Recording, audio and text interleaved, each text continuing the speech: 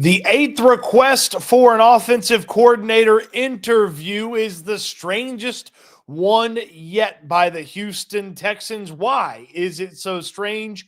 What to make of the eighth interview request, and what exactly does Adam Stenavich, the Green Bay Packers offensive coordinator, bring to the table if he ends up as the Houston Texans offensive coordinator? We're going to talk about that. Plus, I promised you all week long, we would do a mock draft on Friday.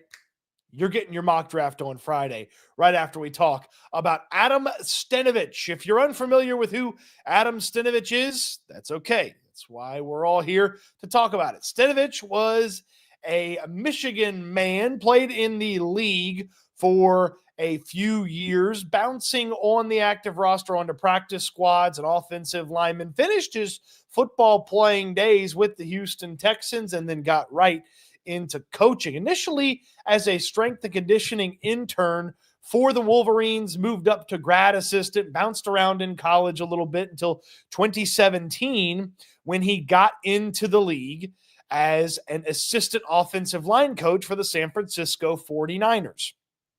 Then he left the 49ers to become the Green Bay Packers offensive line coach. Okay. And he has been with Matt LaFleur in Green Bay for a long time. And then in 2021, he was promoted to offensive line and run game coordinator, and ultimately just given the offensive coordinator title in 2022 for the Green Bay Packers. So Stenavich has been coaching for a while. His NFL experience goes back to 2017, and he is a former offensive lineman and has offensive line background to his coaching resume. Now, he's the eighth interview request for the Houston Texans. Eighth this week, by the way. They spoke with Gerard Johnson, their own quarterback's coach, for an internal candidate conversation earlier in the week. They spoke to Jeff Nixon, the Syracuse offensive coordinator. They talked to Bill Lazor, an internal candidate, senior offensive assistant. They talked to Nick Caley, the Rams tight ends coach, pass game coordinator. They talked to the Grant guy in Michigan. Everybody's names are running together. Udinsky, whatever his name is. Grants, they talked to him, the Michigan guy. They talked today with Brian Johnson from Washington, formerly an offensive coordinator for the Philadelphia Eagles. They talked with quarterbacks coach Thad Lewis. So the eighth interview now is Adam Stenavich, and a heavy offensive line background to Stenavich. Now, you see the title, and it's the strangest one yet. Why is Stenavich so strange, you're asking yourself? Well, because Stenavich is a current sitting offensive coordinator, and teams do not have to allow their current sitting offensive coordinators to interview for an offensive coordinator job. So it is my understanding of the rule that the coordinators can't make lateral moves unless given the okay from their team. So why would Green Bay allow you to interview their offensive coordinator, who, by the way, doesn't call plays? Matt LaFleur calls the plays up there in Green Bay. Why would Green Bay allow you to interview their sitting offensive coordinator if he had a tremendous amount of value to the Green Bay Packers?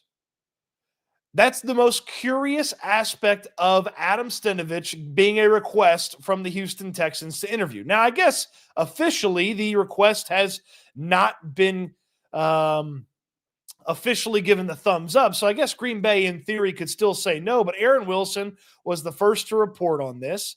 And Aaron Wilson said that they're going to request the interview with Adam Stenavich, their eighth interview. And so with this interview, it's a very strange interview because of the rules where offensive coordinators can't just go between jobs. They have to get the request. So again, why would Green Bay allow him to, unless he was getting some sort of a promotion? Again, my understanding of the rule is if they made Adam Stenavich the assistant head coach / offensive coordinator, then that would be considered a promotion for him, and he could take the job and make a lateral move. Even though it's offensive coordinator, he's getting a promotion by being the assistant head coach. The problem is the Texans already have an assistant head coach. Danny Barrett, the running backs coach, is the assistant head coach on staff. So I don't know if you can have two assistant head coaches. Maybe just the title alone or the thought of the title would be okay to get the interview to keep it from being blocked. But if the Green Bay Packers allow you to interview Adam Stenavich, then it puts in my brain a little bit of worry about his level of value to the Green Bay Packers. If they just let this guy who has worked his way up, a former offensive line coach for them, worked his way up to offense coordinator, they just let him walk out of the building, it makes me a little iffy there for Stenavich as a potential candidate. Doesn't it you? Like, if you had a coach of value on your staff, you would say, no, I'm not letting you leave for a sideways move. I wouldn't want that coach to leave my staff if he brought a tremendous amount of value to the staff. So that's the weird and strange aspect of Adam Stenavich. Now, here's what else you need to know about Stenavich and why it is an intriguing and unique and fun potential interview. So I tapped into one of my sources up there in Green Bay, one of the guys that covers the Packers really close, and I asked him, I go, what's the deal with Stenavich? Okay, tell me everything you need to know about. I need to know about him. Tell me how much he's been involved with in Green Bay. Tell me what I need to know. And I'll give you that as soon as I talk about Austin's super chat. Austin's got a super chat. If you got a super chat, you'll jump to the front of the line. Austin, appreciate you. He then asks, what's up, Stoots? What's the over-under for anyone asking you about draft night and Brian Cushing? I would have put it at 0.5, and the over would have already hit here.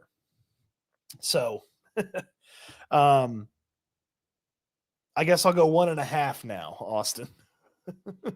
Appreciate you for the super chats. Thank you so much. You got the super chats, you go to the front of the line. So this is what my Green Bay guy said about Adam Stenavich, their offensive coordinator. Okay. Here's what he had to say about Stenavich. The Green Bay did a lot of creative looks in the run game this year from the pistol. They did some unique motions and actions based on what Matt LaFleur said. It sounded like Stenavich was a huge part of creating those looks. Packers always get the best out of their offensive linemen, and he's been a huge part of that from the beginning when he got here with Matt LaFleur. Their starting tackles are 4th and 7th round picks. He's worked his way up through the system, and other coaches have always talked glowingly about him. He connected well with veteran players at the end of Aaron Rodgers' era when he was coaching the offensive line. I don't know how he'd do as a play caller. He's very mild-mannered and soft-spoken, so if you're looking for energy impressors, you're not going to get that, but he might be different behind closed doors with his players. He seems more professor than energy. I'd consider choosing him to be an OC as an investment in a stable offensive line and a running game. He might be able to scheme up a passing game, just hasn't been asked to do that here. Matt LaFleur, longtime QB coach Tom Clements have primarily handled Love. So that was a pretty positive review of what Stenavich could bring to the table from my guy in Green Bay. And when you couple the positive improvement in the offensive line and a heavy emphasis into the run game, when you couple that with Jonathan Alexander's report earlier today that part of this interview process, he reported this in the Chronicle, has been heavily about making sure the run game is effective, you start to see how Stenavich turns into a big-time candidate for the offensive coordinator position. So again, helped design some of the unique run looks that the Packers had, and Josh Jacobs was amazing this year on the ground, gets the most out of the offensive line, connects well with veteran offensive linemen, and you start to kind of see how Stenavich could be an impressive guy in the building for the Houston Texans. Now, the passing element of that is a little concerning, but if you wanted to keep, say, Gerard Johnson in the building, the quarterback's coach, and elevate him to pass game coordinator, or bring somebody in to be pass game coordinator for the team to work with Adam Stenavich, the Green Bay Packers offensive coordinator, if you hired him, then you start to see how everything makes sense, how you put together a full staff. And I have to imagine, former offensive lineman, former offensive line coach, Adam Stenavich would have an offensive line coach in mind that he would really like to have on this staff. And again, the OC in Green Bay connected well with offensive linemen when he was the O-line coach and has gotten the most out of the offensive line while he's been there helping to oversee the offense. You add excitement to the equation there with Stenavich. And another thing with Stenavich is he's sort of I won't call it McVay tree guy, but he's a tree that's planted near the McVay tree, because LaFleur's a McVay guy, and Stenavich under LaFleur would then have some of those things that you would like from LaFleur and hopefully be able to put his own spin on it. So we'll get to the comments, talk a little bit more about Adam Stenavich, and of course, I promised you a mock draft, so we will get to that as well. Neto or Nito's Gaming says, I heard on the McAfee show, but what do you think about Doug Peterson for OC? He is a free agent after all. Doug Peterson was really uninspiring in his last couple of years in Jacksonville with the Jaguars. He looked like a guy that was beaten down, tired of coaching in the NFL. He probably needs to take a break. And then there was also this very strange report that came out. I think it was late last night or earlier today. It was a very strange report that Doug Peterson might want to be a coordinator, but he might not want to be a coordinator, and nobody's really sure. So I'm out on Doug Peterson. I'd venture for a young guy, or one of the other guys that has called plays before than Doug Peterson, just because, again, very uninspiring in the final 2 years there for the Jacksonville Jaguars. So, all right, couple of comments here. Let's run through them. Corey says, I wonder if they know who they're going to hire, just doing some intel gathering. Well, and then look, while you wait for a guy to say yes, or you wait for in-person interviews, interview whoever you want. There's no limit to interviewing. Spend all the money you want to have the fastest internet and the fiber optic internet and do the Zooms or fly people in. Interview as many people as you think it takes. I mean, guys either want the job or don't want the job. You know, what's Nick Caley going to say? Oh, you need to give me the job or I'm going to go back to the Rams. Okay, well, then we'll hire somebody else. Andy Singh says, if they're adding interviews, makes me think Caley passed on an offer and they're scrambling.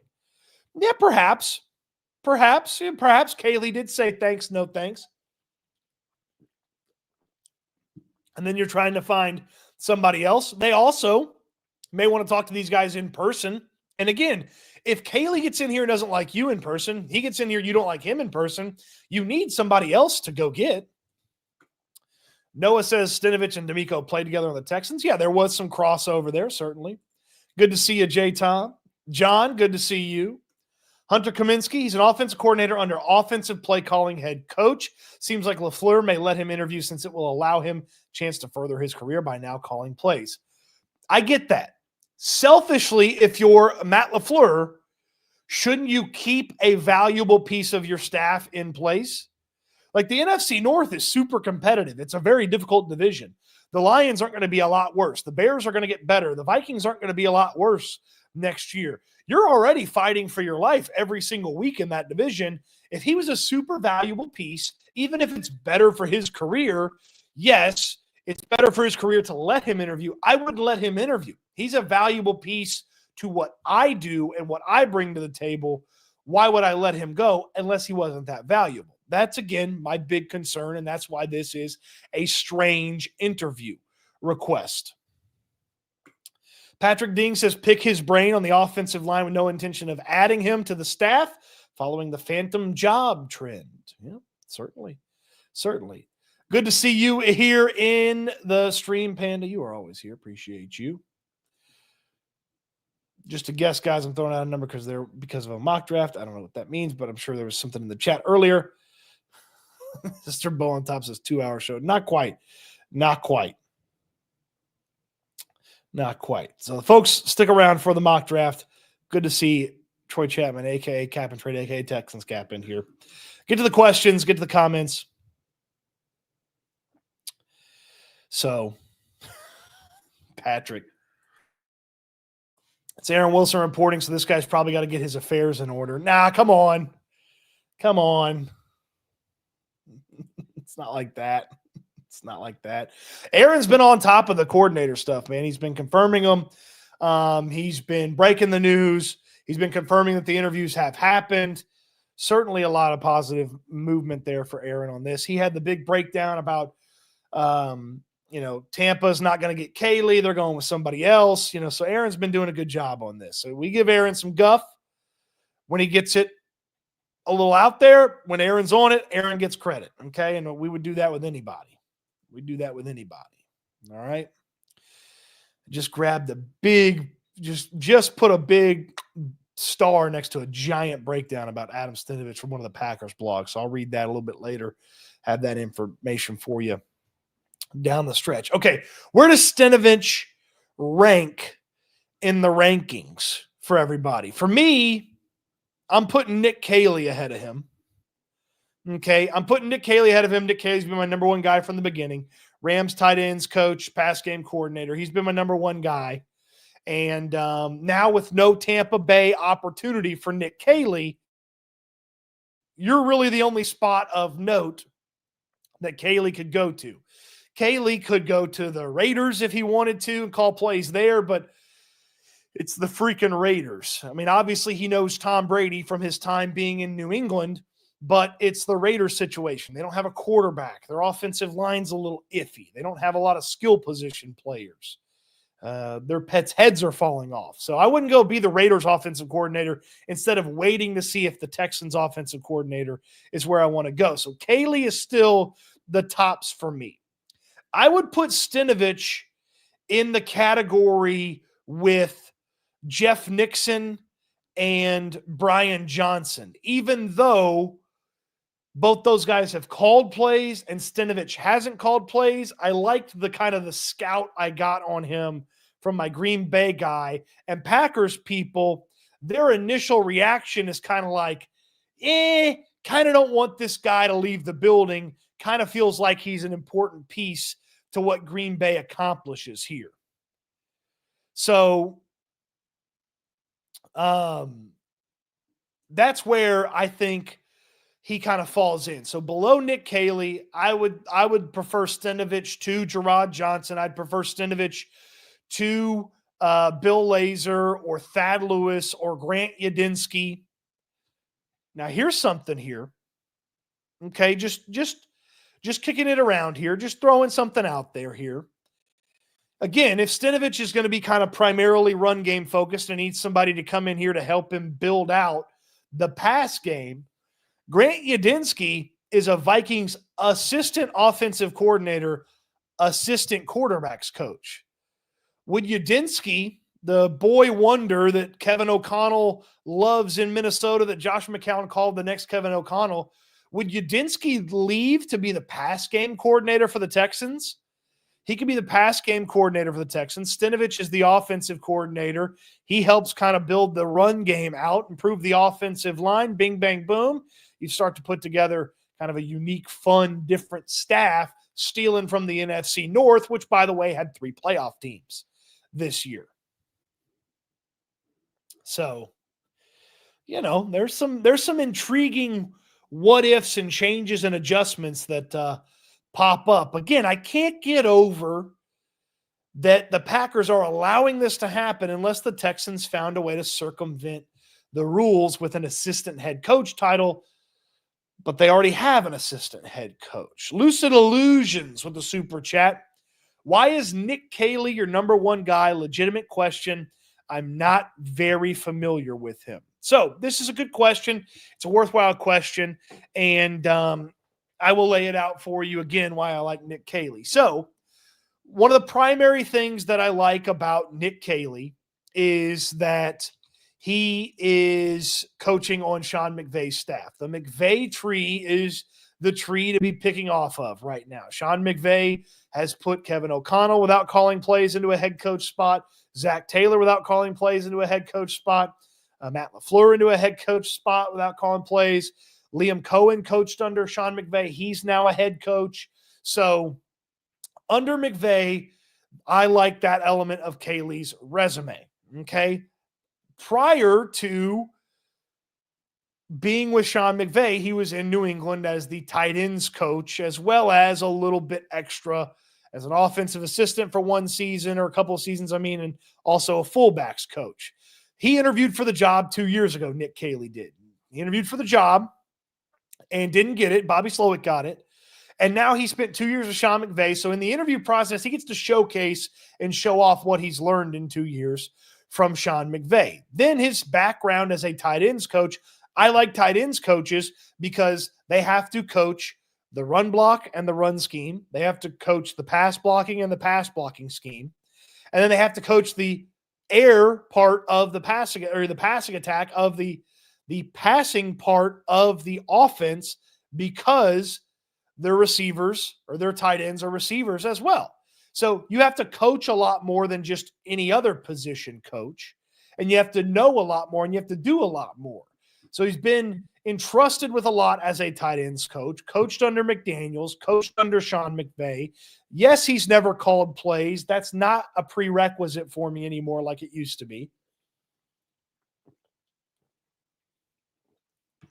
And so I really like Caley's history, who he's coached under, what he's been asked to do. And then the people that have talked with Nick Caley have talked about his enthusiasm and passion and excitement.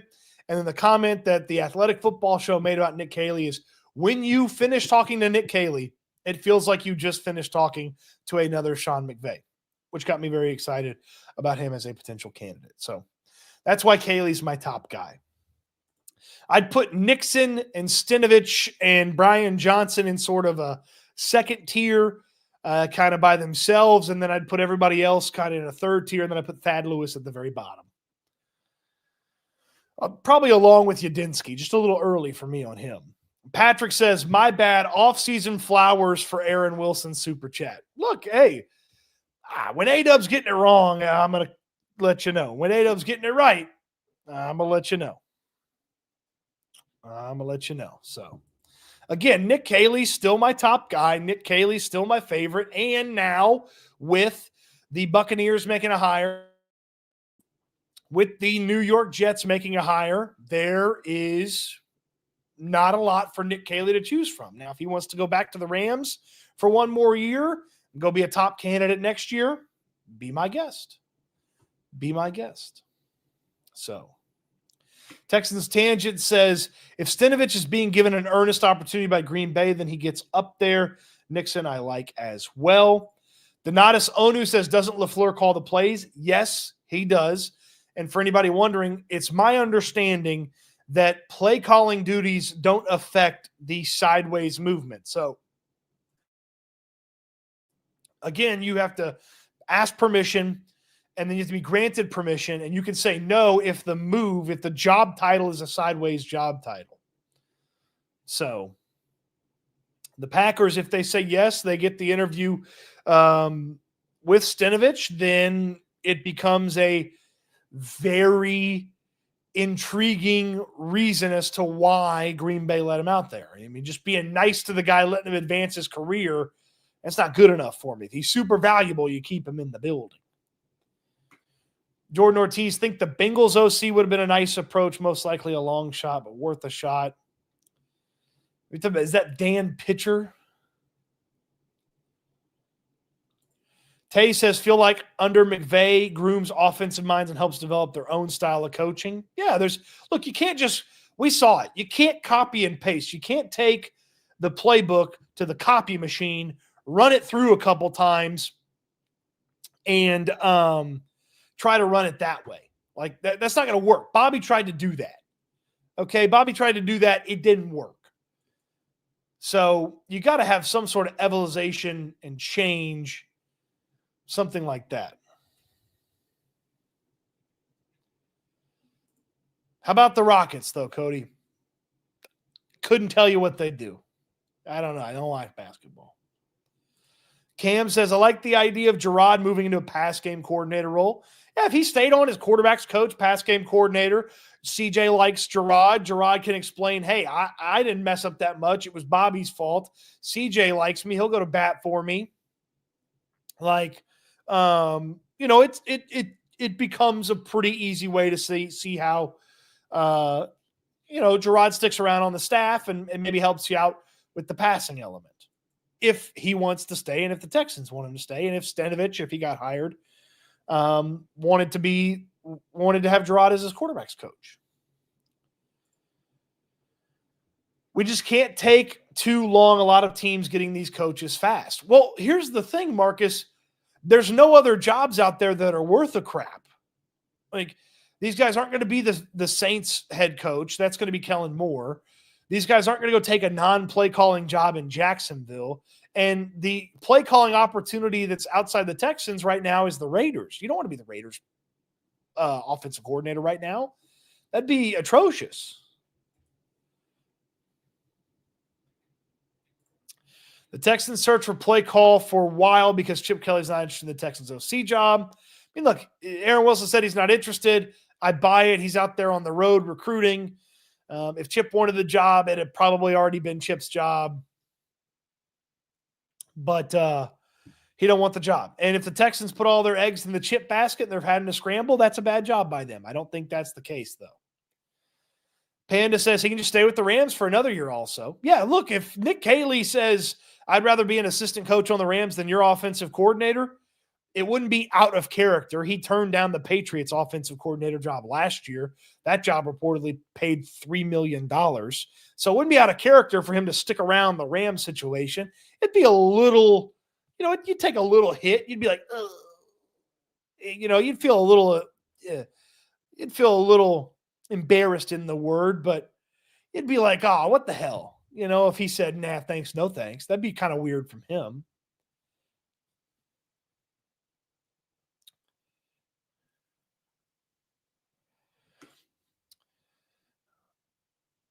Let's see. Oh, Panda's talking to somebody else in this chat. He'll probably stay with the Rams, if not us. Yeah, I would think that the Rams would be where Caley's going to go. I don't think he'd take the Raiders job, and he certainly would be foolish to take the Jaguars OC job. I mean, you don't even call him plays there. Sean G says, saw a video from Aaron Wilson's channel last night. He believes either Gerard be the best option for the Texans. What say you? He also said Texans fans would be excited about that. I don't buy that. I don't believe that. I don't believe Gerard Johnson would be an exciting move for Texans fans. Gerard Johnson's candidacy is primarily based on the fact that C.J. Stroud likes him and he knows C.J. Stroud. That's what it feels like to me. Like, Gerard Johnson's been coaching for a handful of years. He was a part of an offensive unit that was disappointing last year. The quarterback had some things that you would think the quarterback coach could prevent from happen that were disappointing last year. Like, he bears some of the brunt of responsibility for the failures of the offense in 2024. And putting Gerard Johnson as the offensive coordinator in 2025 would tell you that you didn't take 2024 as seriously as you could have and should have. Because if he's good enough for 2025, you should have tried to squeeze every last drop out of 2024. It'd be a very unpopular move. I totally disagree with Aaron that fans would like that. Totally disagree. Does it not bother you Caley isn't being hired anywhere? Seems like maybe a red flag unless he already has the job. Well, he told the Jets no. Okay, so he was the Jets' top candidate, and he told the Jets thanks, no thanks, and they had to pivot to the Detroit guy, Tanner Engstrands. Okay, Tampa decided to promote from within. Apparently, this Grizzard guy that they promoted, Josh Grizzard, is one of Baker's guys. Baker loves Grizzard. They promoted it from within, and Grizzard's probably further away from being a head coach than Nick Caley. If Caley goes there and they're good again on offense, the Buccaneers will have yet another offensive coordinator search on their books next offseason. They'd have put 3 guys as head coaches and 3 straight years. Dave Canales, then Liam Cohen, and then Nick Caley. Grizzard probably needs a couple of years of seasoning, including calling plays for a couple of seasons. So it stands to reason that Grizzard promoting from within maybe keeps them with an offensive coordinator for more than one season. So not the craziest thing in the world that Caley doesn't get that job. Then it's just the Texans. Now, if he says no to the Texans, okay, he saw something he didn't like. He didn't want it. Not ideal for him. Okay, so be it. You move on to another candidate. You interviewed 7 other guys. Hopefully one of those guys can be it. Or maybe you circle back around to Chip and you say, hey, here's a blank check. You really like Columbus that much? What about the Saints job? They haven't hired a head coach, and then comes the staff. Well, I would assume the Saints gig is not going to be a play calling gig because Kellen Moore is probably going to call plays as the head coach.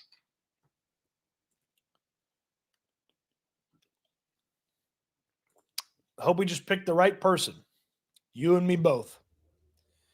You and me both. Sneaker says can't hire from within. It will fail. Please Walker says, I'll be pissed if Johnson or Bill Lazor is the offensive coordinator. I'm assuming you mean Gerard Johnson. Yeah, I mean, the internal promotion would not be exciting because those guys have to have a piece of the responsibility. They have to have a piece of responsibility for the failures. Halston Keller, okay, better question, Cody. Who has the most updated system that is efficient for the simple mind offensive line? Well, hopefully you're swapping some of those cats out.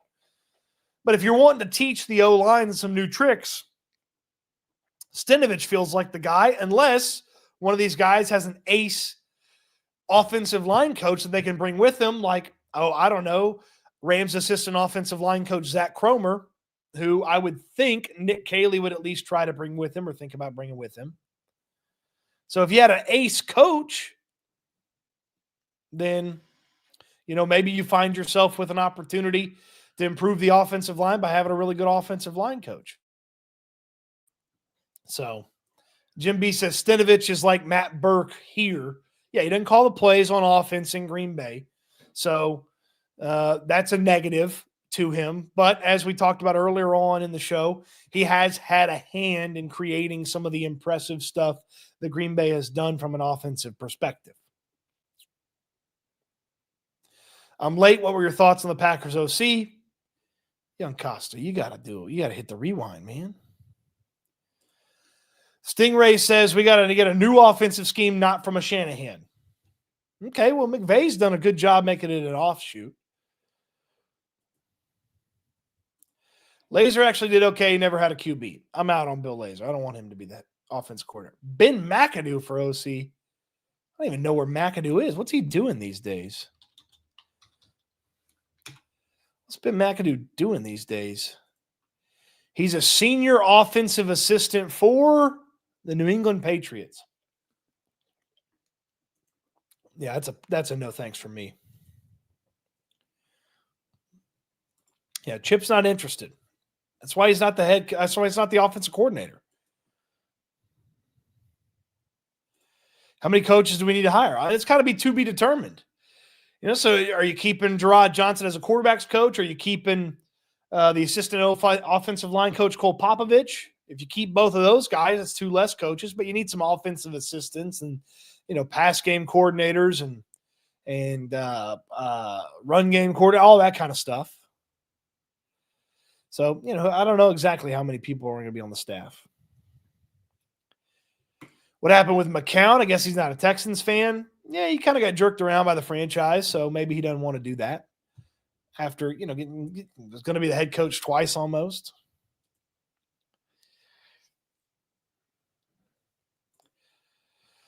I'm honestly surprised the Texans haven't talked to more college offense coordinators similar to what the Ravens did with Todd Monken. Yeah, look, I mean, if there was a Todd Monken to go talk to, I would think that they would have gone and talked to him. mean, they talked to one of the top scoring offenses in the entire country in Jeff Nixon in Syracuse. Like, they were 21st in scoring offense. I mean, the Oregon guy, they're 17th in scoring offense. Will Stein, like, I mean, Stein's pretty good. He's also really young, hasn't coached a ton. I mean, he's coached in high school like 4 or 5 years ago. So, Lucid Illusions with the super chat. He goes to the front of the line. We'll do a mock draft here in just a moment. Texans have never really had a good O-line in their history that I can remember. That really needs to be our main focus. We get our OC this offseason. Yeah, the best lines were 2011 and 2012. Dwayne Brown, Wade Smith, Chris Myers.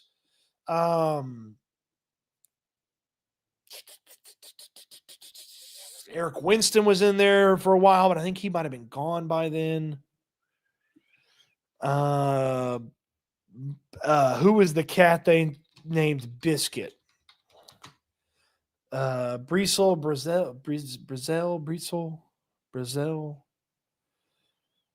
something like that.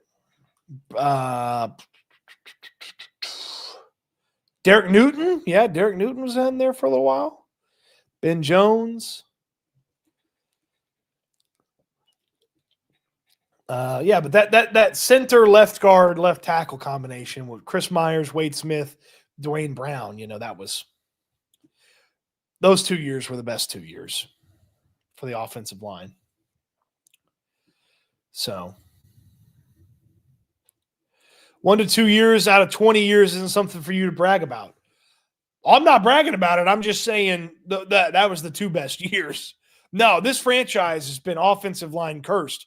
From the moment Tony Baselli's shoulder didn't work, the curse of the Houston Texans offensive line has been very present. Very present. Yeah, no. So you definitely would have liked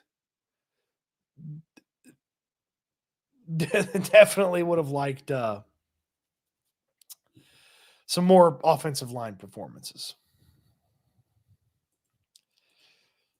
Okay. Y'all ready for a mock draft? Felt like I was doing jock jams there. Y'all ready for this? Boom, boom, boom, boom, boom, boom, boom, boom. Your on-air light is off. Yeah, because, okay, it's a good point, Tony. I'm just kind of on air, but if I turned it on, you can't see it. Look. See, it just washes out. Like, you can't really see it. I guess, if I tilted it, would it not be washed out? I don't know.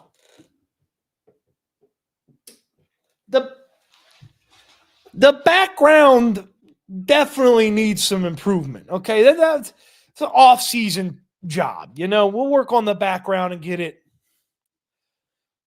more better. Okay, more better. Put a smaller wattage bulb in it.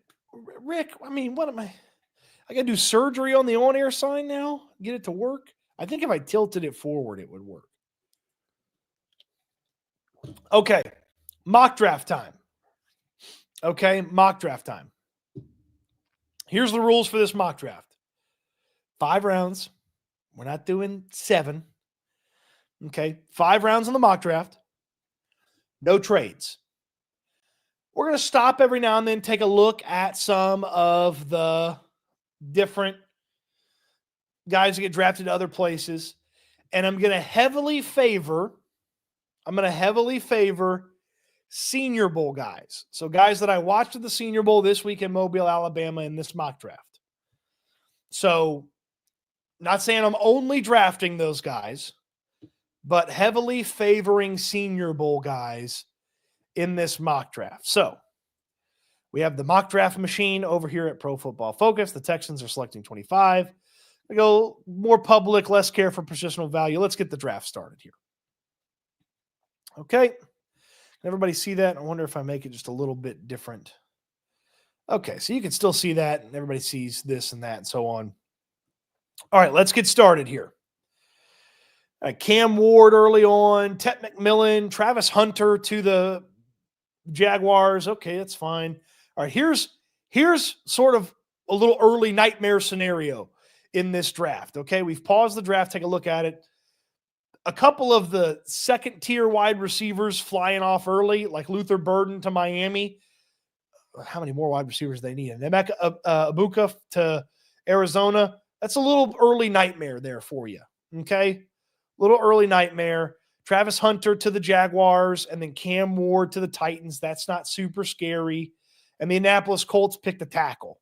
All right, so with the wide receivers going, you're probably looking at a big fella. Probably looking at a big fella here. All right, so here we are. We look at some of these names that are off the board already. You know, the name that I really want, this mock draft has done some wonderful things here. If the name, where am I? Am I missing Tyler Warren here? Yeah, there he went to the Cowboys. Oh man.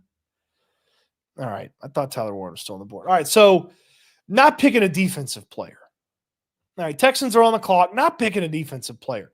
I will tell you this, Omarion Hampton has a lot of Joe Mixon to his game. People believe in most years, Omarion Hampton, the North Carolina running back, would be the top running back in most draft classes. It just so happens that Ashton Genty is the top running back in this one, and it's not Omarion Hampton. It's tough to pick a running back when you've got many other needs on this team. You look at Colston Loveland, the tight end out of Michigan. He's an intriguing player. He's an interesting player because he can do it all. He can help your blocking. He can help your receiving game. It's kind of hard to pick an edge defender, though there's some interesting names.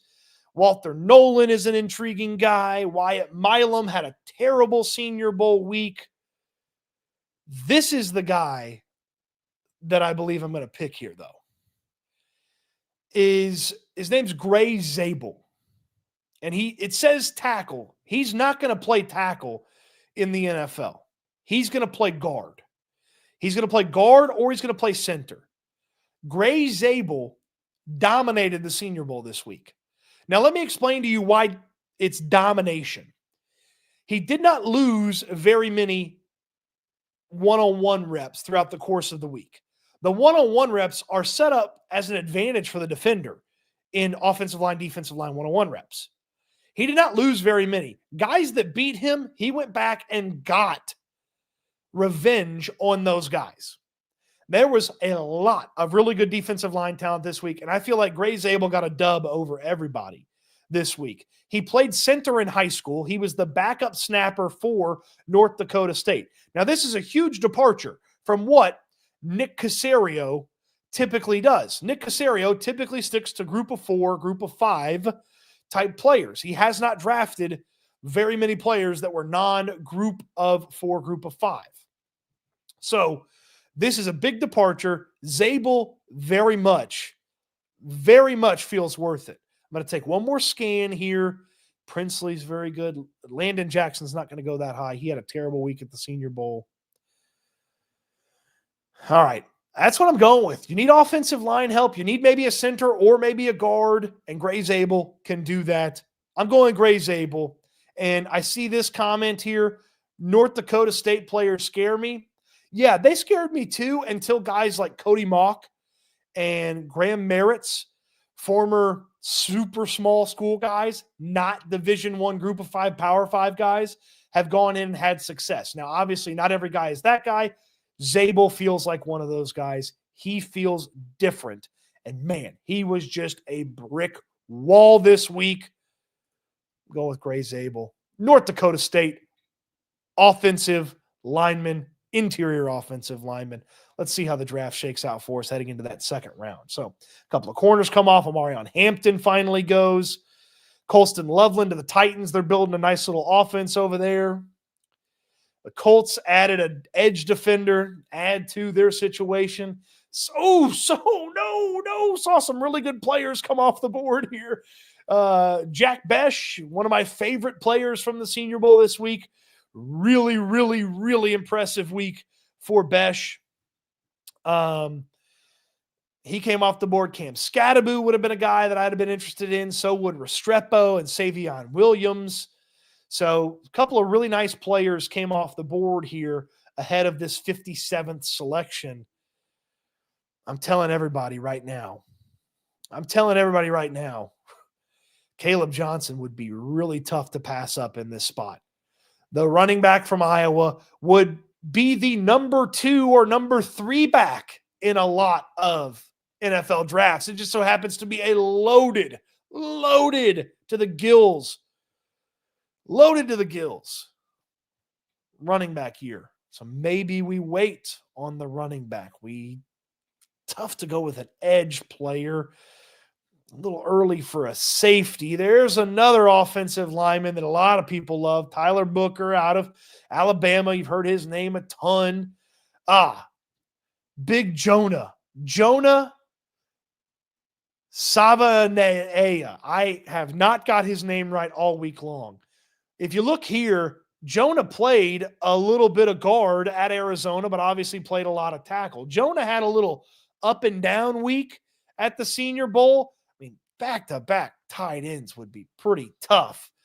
Gunnar Helm is a consideration here for a back-to-back offensive lineman would be pretty tough. Gunnar Helm's a consideration here for you. He can help you right away. There's some more running back help. There's some more tight end help. Man, it's tough. It's tough for me to pass up what I think is one of the better running backs. Not a Senior Bowl guy. I like some of the other tight ends in this draft. I'm going to get a home run compliment player for Joe Mixon and Caleb Johnson. Let's see how the rest of the draft treats us here. Okay. So a couple of these guys that we talked about should be flying off the board here. There goes Gunnar Helm to the Chiefs after Kelce retires, of course. Okay. Great job by them. There goes Isaiah Bind and Arroyo. There goes one of the top corners from the Senior Bowl this week. Okay. Now we're up. We can get kind of anything here. We can go with a wide receiver if we want. We can go with a tight end. We can go with another offensive lineman if some of these guys were intriguing. Going to be very tough for me to pass up Tez Johnson, though it is very much in the same vein as Tank Dell, but Tank Dell's probably not playing in 2025. Now, do you need 2 Tank Dells in 2026? Probably not. Probably not.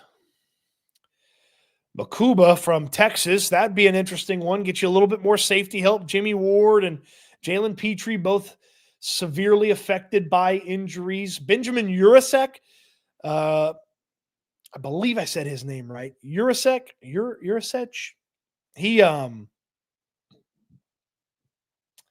was at the Shrine game, I think, not at the Senior Bowl. Brantley says, Tank not playing at all in 2025? I mean, it'd be a damn miracle if he did. And if he did, then it would be much, much later in the year. So it's kind of hard to bank on it. No, I'm not seeing any of my – Billy Bowman, bless his heart, he had a very up and down Senior Bowl. He had some moments where he just looked like he could do anything at the safety spot. And he had some moments where, people took a lot of advantage of him. Terrence Ferguson was at the Senior Bowl this week. He told me models his game after Jeremy Shockey, but not a lot of people remember how good Jeremy Shockey was. I look at this. I'm going to sort by wide receiver just to see if there's anybody that I like a lot more than Tez Johnson, and there's really not. I might even try to sneak in another wide receiver later who's a different type of wide receiver, but quack, quack. Give me the duck. Give me Tez Johnson here. And so we've been offense heavy. A lot of offense so far in this draft. See some of these running backs and tight ends go off the board. Would love another wideout. Would love another tight end as well. We don't have that many picks remaining. Okay, we're going to get this 4th round pick, and then I think that last pick's going to be late there in the 5th round. If the right defensive player was there, we'd probably take a swing at that. And see, this is the problem with taking a running back early. Trevor Etienne was the best receiving running back in the draft, or excuse me, in the Senior Bowl this week. He made everything look easy catching the football. So tough to pass him up. and tough to not we already drafted a running back, so it's kind of hard to go with another one here. It probably wouldn't be a smart use of your assets. Okay. Shamar Turner would be an intriguing one here. Defensive player, Texas A&M, but he just had a foot surgery. Had to get a rod put in his foot. Couple of tight ends here. I really liked Fedone. Really liked what Hawes brought to the table at the Senior Bowl as well. Lindenberg had some really nice moments at the Senior Bowl. Tough to go with a dang linebacker. I'm not loving any of these defenders. Where's my guy? Did my guy already come off the board? Oh, I might be a little early on my guy Darius Alexander. But you know what? This is not updated from the Senior Bowl. Darius Alexander had a huge week this week. And he mentioned how much he'd love to play with Daniil Hunter and with Will Anderson.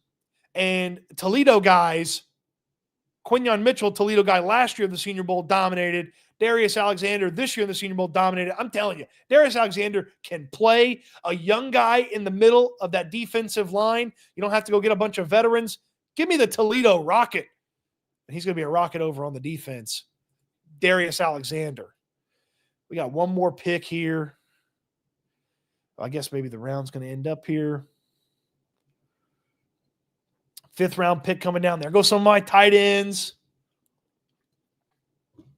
That's a bummer. All right, at this point, another offensive lineman that maybe he's got a little bit of intrigue to him. Maybe another wide receiver, something of that nature. Kyron Lacey probably not going to get drafted with some of the stuff, hanging out there about him. Dyke here from Florida. He had a really nice Senior Bowl. Made a couple of nice plays. Oh, Upton Stout's a dog. Upton Stout is a dog, man. He had a really good Senior Bowl out there at the cornerback spot. Aeneas Peebles, he had a good Senior Bowl, more so in the early couple of days.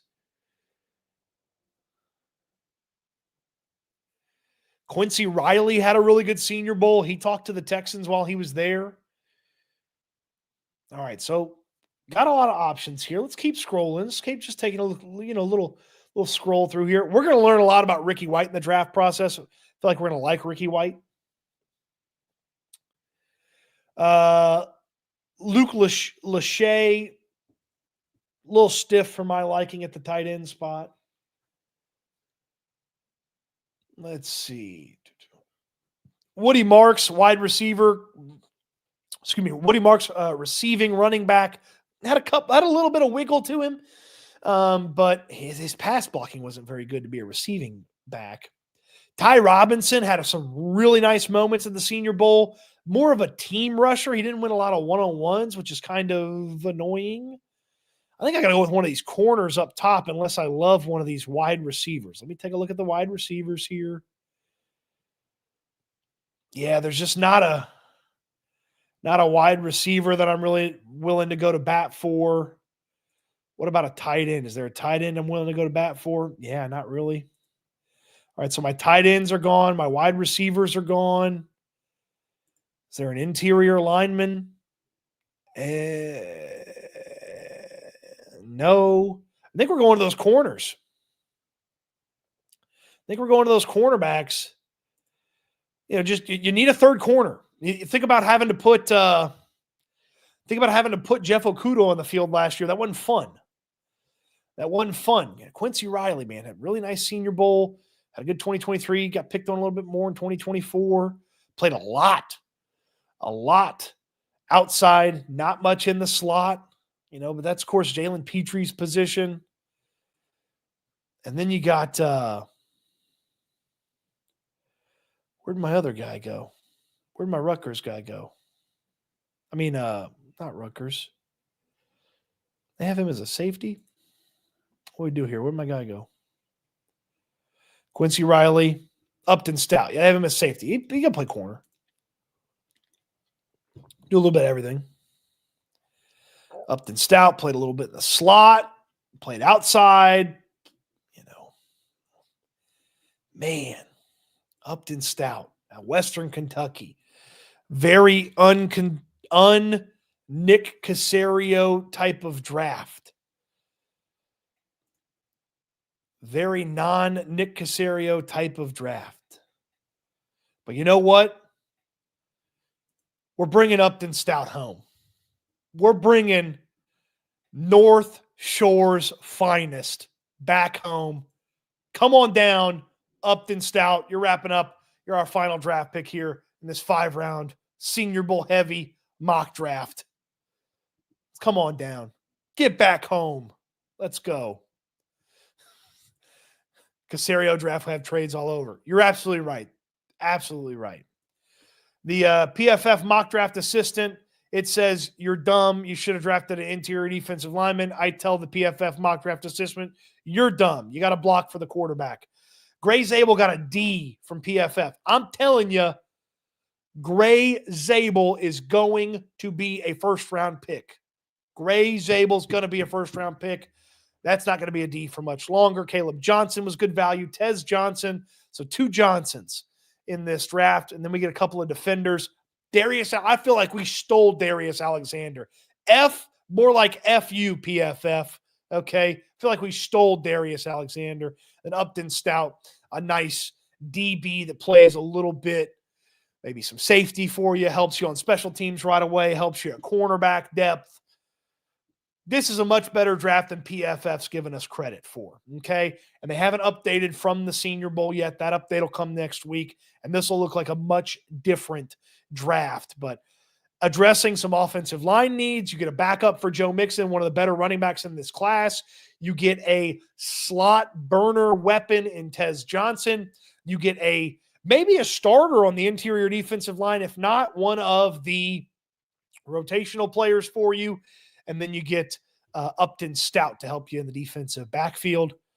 Pretty great. Pretty great to see that come down for the mock draft. Of course, you want to hit the PFF mock draft machine yourself. You certainly can. Texans Tangent says, we'll be lucky if Zabel's available. You might be right. You might be right. Cody's getting fired and ran out of town, according to PFF. No. See, Cody's going to the podium and talking about how draft grades on draft day don't matter. If that was my draft. Lucid Illusions wants some Era Good Vibes merch. We can get that working for you. Era Good Vibes. I can rework the look on it, put the colors in there, add in the H-Town blue there for you. Rick asked how big Zabel is. I will get that for you because he had an official weigh-in at the Senior Bowl. Let me see if I can get that official weigh-in card that they tweeted out. Weigh-in, height, all that kind of stuff. But he's not a small. He's got one of the most disgusting mustaches I've ever seen in my entire life, though. He's either got to get it to where he can like curl it up with some of the wax, or he's got to go with no mustache. But it looks like he it's like he accidentally grew a mustache. It's ugly. So, but he's a big kid, and he looked like he was built pretty well.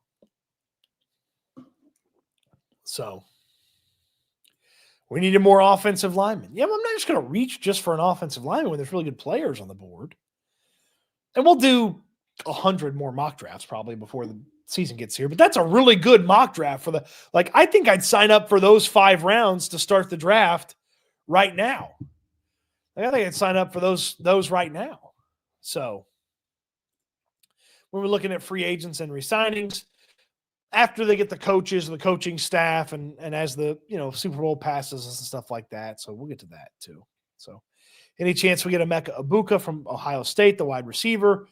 Yeah, chance. He went really early in this draft. It's the mock draft simulator. I would think he's going to be around for the Texans. Is Chip Kelly going to interview? No, he's not. Okay, that will do it for me tonight. We started with Adam Stenavich. We ended with a mock draft. You can keep the Texans conversation going in the locker room with Landry Locker. He's going to be live at 10:30 tonight, so don't miss out on that. You can automatically jump into that room at the end of this stream. It will take you there with the link. I think all you have to do is just click, or at 10:30, the locker room will get going for you as well. So we end the live stream the same way each and every time. This is my hope for you. This is a funny comment. Where's the Stoots mock draft of only guys who look like Stoots? Me and Zabel, not that far off. He's much taller and much stronger, but I mean, we're both I'm as wide as he is. So Stoots-esh. Okay. So this is my hope for you. This is my charge for you as well. We in the live stream the same way each and every time. I want you to eat good. I want you to sleep good. I want you to be good. I missed BG's super chat, so we're going to get that. Less than 100 people for 10,000 subs. Like and sub. Oh, yeah, I guess I am close to 10K. BG, thank you. Thank you for that. Thank you for the super chat. Appreciate that. Thank you.